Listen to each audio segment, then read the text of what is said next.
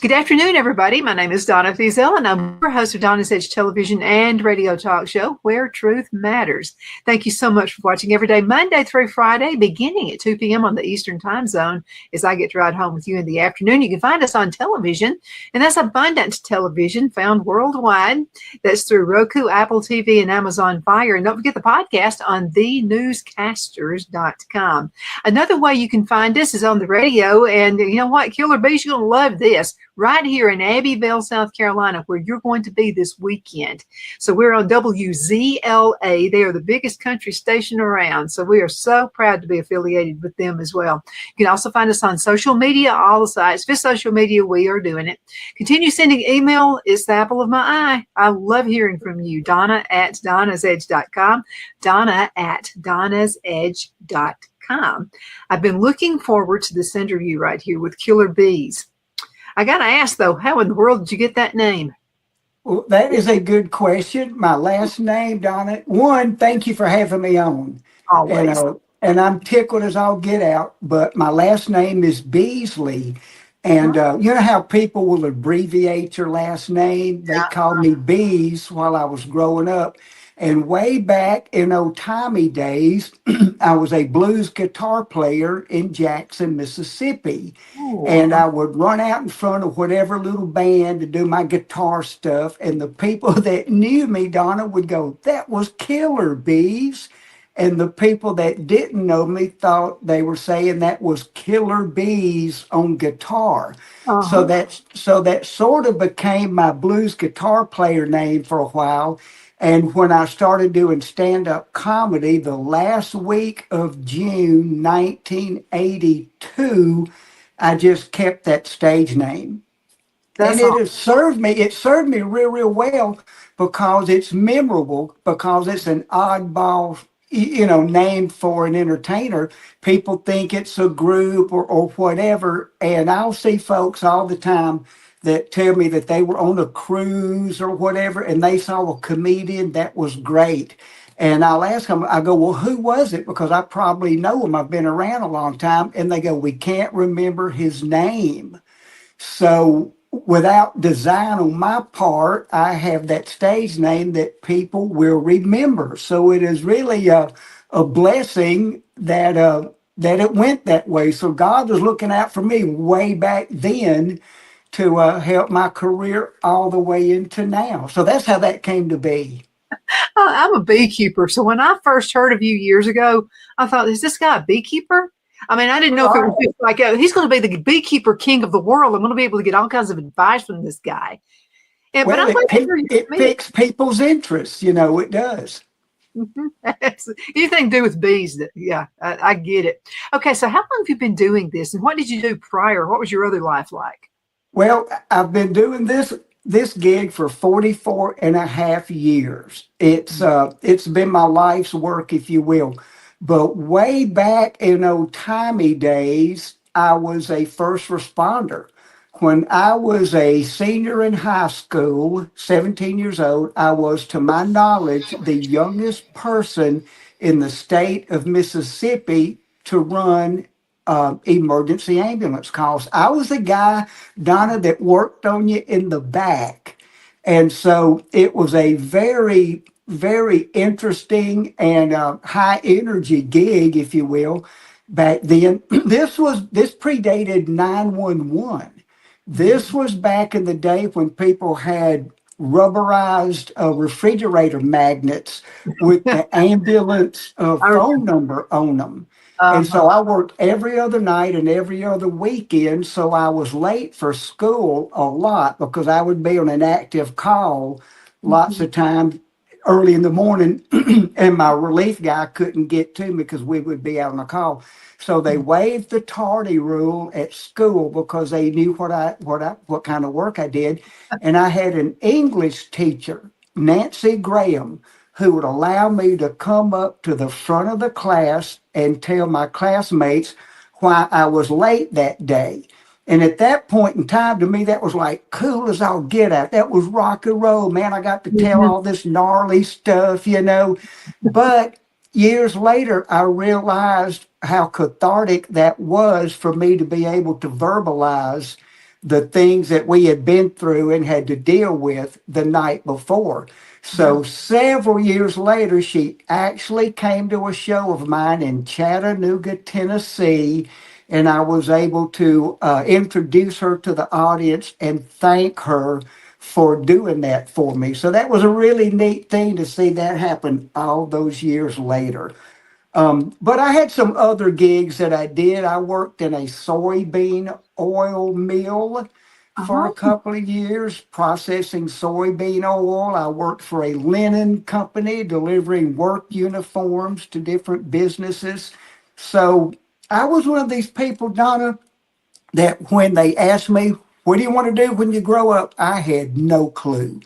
I had no idea. And I had this feeling that I didn't want to pick something of the 4 or 5 things they told you were available when you were growing up in the deep South. I didn't want to pick something and not knowing what else was out there. And so I did, these have different a choice. jobs and Mhm. until I finally got the chance to attempt to perform stand-up comedy. And I've been funny since I was a little bitty baby. The Here's my earliest memories of my whole life.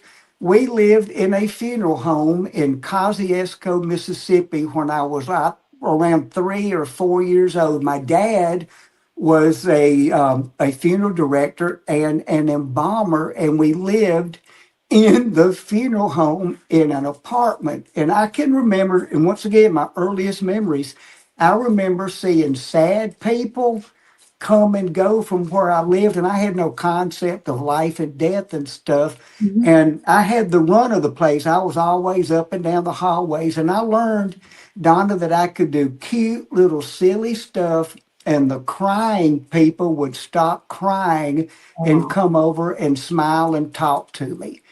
And uh-huh. I believe to this day that that is what has fed my compulsion to make people laugh and smile. I don't do good around stoic people. I want to see smiles. I want people to at least act like they're Uh-huh. happy for the day God gave us until, at least 10:30 or 11. We realize it's going to crash like yesterday. But that has fueled my compulsion. I do believe that my entire life. And so I read a lot growing up. I was a voracious reader, so I'm pretty good at wordsmithing and Uh-huh. the turn of a phrase and stuff like that. And unbeknownst to me, all those years, it was setting me up for this career where I get to make people laugh and smile for a living. And it has been I've an got to ask you a question. Okay, so yes. let's get started this way. Okay, because we're all over the country right now. Okay, you're talking to folks in New York or whatever. Texas people are going to understand me and you, but the folks in New York, California, sometimes they don't get us. You know what I mean? So, what are some typical phrases that you and I is common to us? I mean, we're all about Well, well, that they bless your heart. Bless yeah. your heart is one. And I contend that bless your heart or bless their heart is not generally a put down. When my family would say, well, bless somebody's heart, they meant that with empathy. And so that's one of the things. But here's something I found out when I went national and started working places like Seattle, Portland, Chicago, Indianapolis. I Mhm. learned that people are the same, Donna, from every corner of this country. There Mhm. are some subtle differences in accents and the type of foods that are there, but for the most part, the human struggle is the same. People Mhm. are love their job or they wish they were doing something else. their kids are making them super proud or they're scaring them to death. It's just, it's, it's the human condition is the same for all of us, no matter what region we live in, no matter what political slant we are affiliated with, those same struggles are there.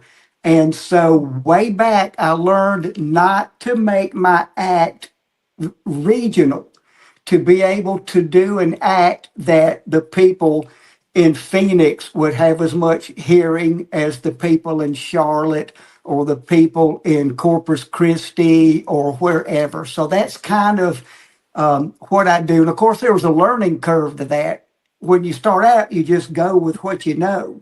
One of the southerny things that I talk about in my act is having a Christmas tree that was too big. I tell the audience that my kids and I cut the tree ourselves. And I go, and you know how it is when you do stuff with your kids. Yeah. It's like, no, Daddy, get a big tree. That's a baby tree. And I go on to tell them we got a huge tree. It was way too big. We got it home, put it up. There's a deer stand in it. so, so people who are in rural areas get that. But I have been to some markets where I will do that line and I can see audience members go, what's a salt lick? What is that? So what's a tree stand? What is that?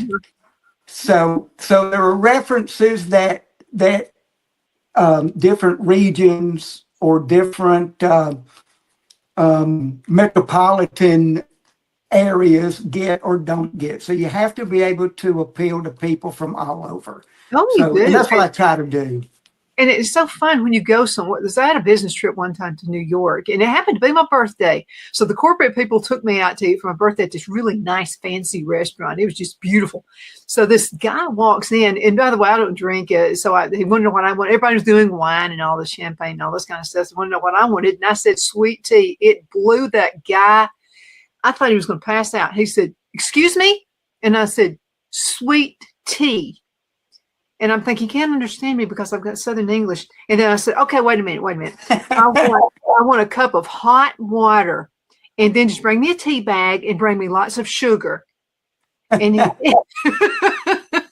it was so funny. And we were just all having a good time. All the people there were Northerners. And so this guy just kept coming back to the table over and over again. This woman said, I think he has a crush on you. And I said, no, he's making fun of me. He's making fun of my voice. And so I finally looked at him and I said, are you making fun of me?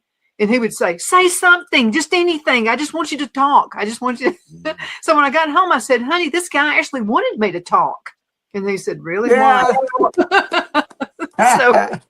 So do people, I understand. So, but we're all different and we're all the same at the same time. It's right, incredible. exactly. And you can learn so many things from people when you visit different areas. Oh, yeah. Oh, and that's always the case. And that learning curve never ends. And that's another cool thing about it. It is, I'm going to say this, it has been such an enriching thing and such a blessing for me to get to travel to other lands to perform stand-up. It has been really, really fun and eye-opening. And we've performed in Montreal. We've performed in Alaska. We performed on 4 of the Hawaiian Islands. And I say we because I am married to my manager, Brilliant, and we traveled together. And I tell you, the toughest audiences I've had were in Hawaii because there were so many people there from different cultures. So many people from different countries, and you really need to be in tune with the culture of the comedian or the speaker to really identify with what the stories are and what they're saying. So that's, once again, you only learn that when you're out there doing it. So it's still a learning curve to this day, and I don't know how many thousands and thousands of performances I've done over the almost 45 years now. But it is incredibly, incredibly rewarding. And I'm going to say this, not bragging, but bragging, it is a very hard art form. I would contend, Donna, that spoken word is the toughest art form out there, because the gist of what you're saying, for people to get it, it all hinges on word choice, turn of a phrase, dynamics, inflection. And it is so fragile because any kind of environmental thing can disrupt that. If it's too hot in the showroom, people don't laugh as well. If you're in a showroom that the showroom next door has a band playing and there's music Okay. bleeding in, that can distract them. So it's a very fragile art form, and it took me rather, a solid 10 years to really get a handle on it. And then after 25 years, I was like, you know what? Now I'm learning how to do it. And now, almost 45 years in, I'm like, hey, I think I got this figured out. So it's a very, very fluid performance when you're on stage, because it just depends on how that audience is feeling and what is going on in their lives. We did an example of that. We did shows in Oklahoma City, and years ago, my opening night at the comedy club there was the same day that the authorities had announced they were no longer looking for survivors of the Murray federal building that was bombed by Timothy McVeigh. And that community had been through a full week of just horror, just absolute heartbreak. And the show was sold out, and I got practically zero laughs. And they were all fans of mine. I had got zero laughs because they were so emotionally empty. They were drained. They were absolutely drained, and that community had been hurt so bad that they all came out. One, they needed distraction. Yeah. They needed that distraction, but bless their hearts, they were just so fatigued and mentally and emotionally shredded from it. So sometimes it's not the comedian's fault if you're not getting laughs. And it's gigs like that stick out to me because that was such a heartfelt and heart rendering, because I knew a lot of the people. And so it was absolutely that one sticks out of my mind. There are so many that will stick out of my mind for really good turnouts and stuff. But if you care about your art form and about your audience, when they're hurting, you're hurting. Absolutely. So just some of the stuff that I've gleaned and done throughout the years that have stuck with me to help build me up maturity wise, emotionally wise, and all that stuff. Let's go into a commercial break, and we'll be right back in just a few minutes. We're a little behind, but that's okay. We're going to catch up. Twin City Used Car Sales has been serving drivers in the Northeast Alabama area for years with a quality selection of late model used cars, SUVs, and pickup trucks. On top of our extensive selection and competitive prices, we offer professional auto financing services for used car buyers of all credit levels. Whether you've just begun your search or you're ready to secure your next vehicle, at Twin City Used Car Sales, you will drive away with the vehicle of your dreams. The sales and finance staff at Twin City Used Car Sales looks forward to serving you, and you can apply for financing online before your visit to our used dealership in Gadsden, Alabama. Check us out on the web at twincityusedcars.com or go by our location at 901 First Avenue, Gadsden, Alabama. We sincerely look forward to serving you.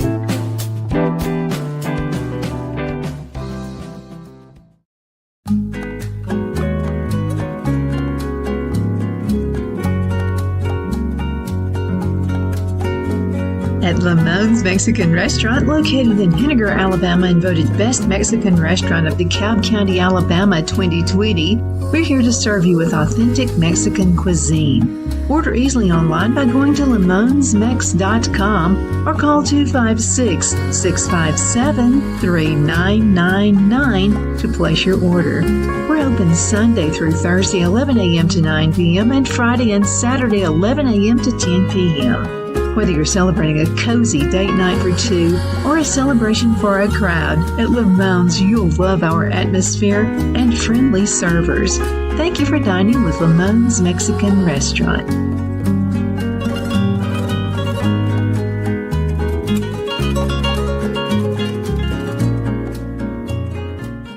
At Liberty Bank, we're all about community, whether it's to help with a charity fundraiser or help families in need. Toys at Christmas or a local football team, we're here for you. You see, we realize the importance of family. Sometimes it's to build a new home or necessary home repairs. We're here for you.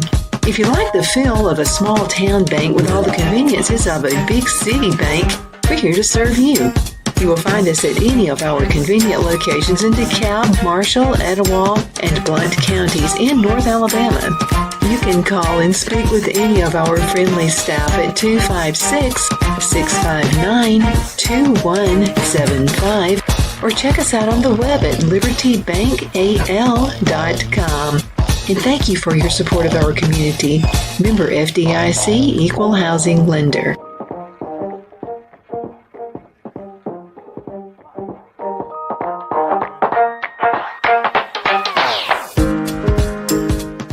I'm excited to announce our Christmas extravaganza is finally here.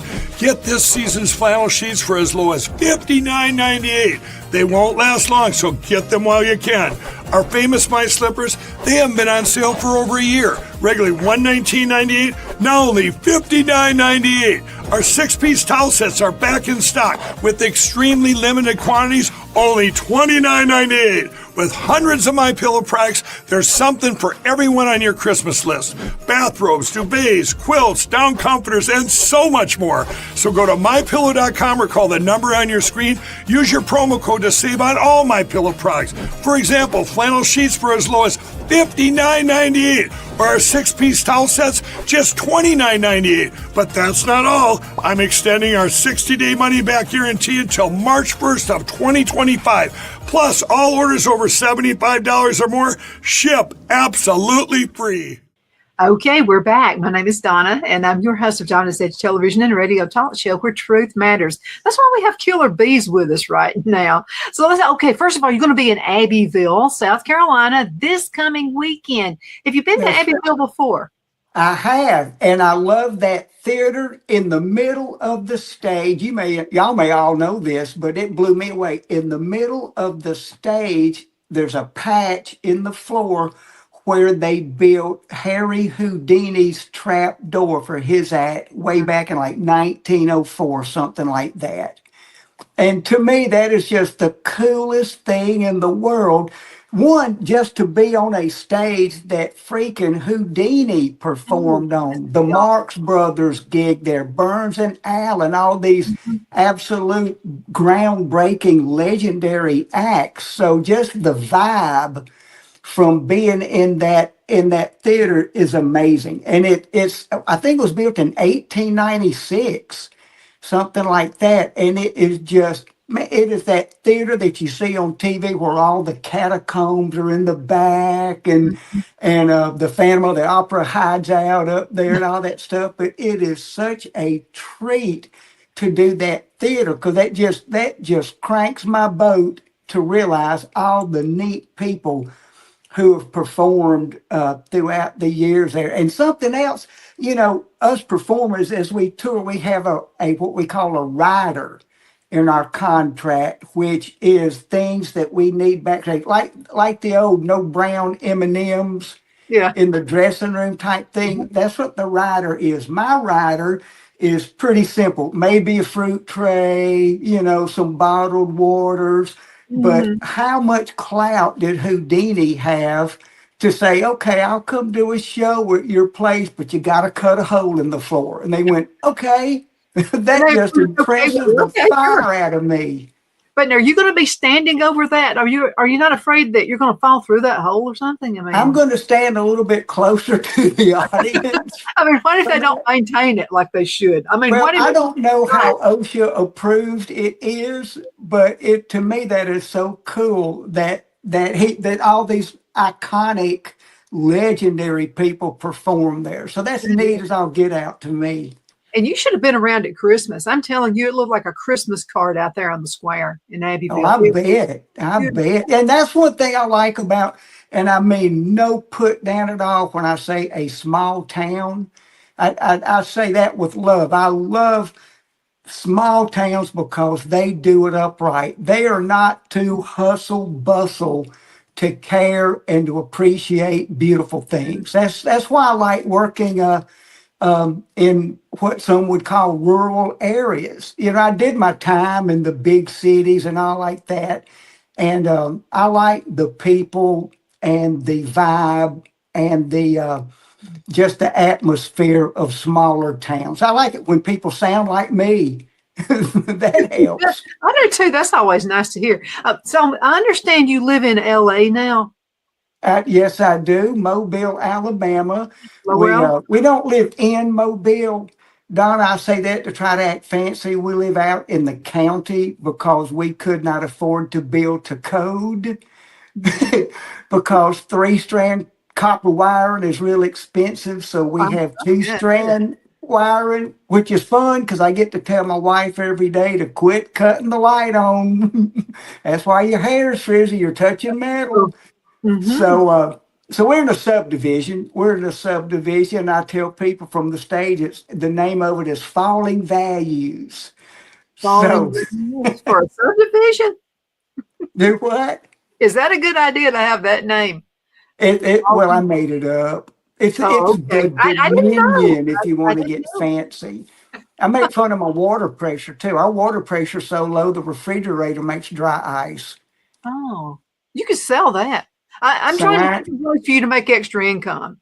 you're I mean, right. That's I know you're right. doing well, but you always have to look, what can I add to my income? That would be a good idea for you.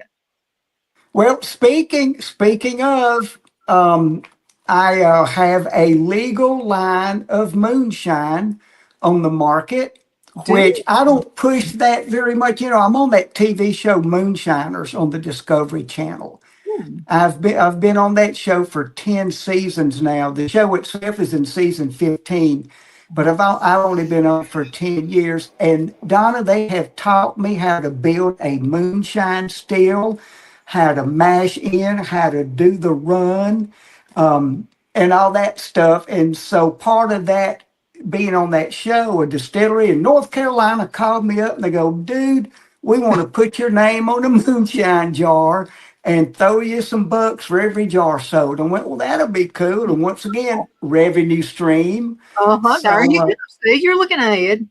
right. So we have that going, but I'm going to be honest with you. I don't push that product. I don't advertise it on my social media because the church we go to a beautiful little church where we have so many people who have come out of addiction, they've come out of incarceration, and it's non-denominational. People come there, they change their lives, they get right with God. We see miracles every Sunday that we're there, Donna.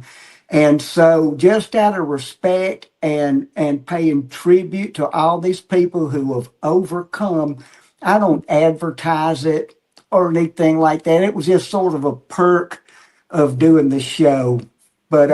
But we like different revenue streams. We are on the cusp of having a deal with a tea company. You mentioned sweet tea earlier, Oh, yeah. and because we will not sign the contract until tomorrow or the next day, I don't want to divulge yet. But I hope we will also be in the sweet tea business coming up. you got to be in the sweet tea business. Okay, we've I'll got send you some. I will send you some when my signature flavor comes, and you will dig it. I will dig it. You know I will. You know what? And I will say this. I will give this hint. It is a honey lemon flavored tea. Oh my goodness, So honey. that's right up your alley. That's right up my alley. Absolutely, it is. You know something? We've got a caller today. I can't believe how fast the show went by. Thank you so much for being with me. I can hardly wait to see you again. No, let's do this on a regular basis, okay? I would We're love to, Donna. And Absolutely. I love you being my brand new best friend in the whole wide world. I do too. I'm so excited. Again, thank you so much. And everybody go out and see him, okay? We're going to have a special run on the show right here on Friday. And Phil is going to send you a copy of it as well. But again, guys, thank you so much for watching. Continue sending email. You know it makes my day. Donna@donnasedge.com. Donna@donnasedge.com. Hope you have a great, great day. We'll see you guys later. Bye-bye.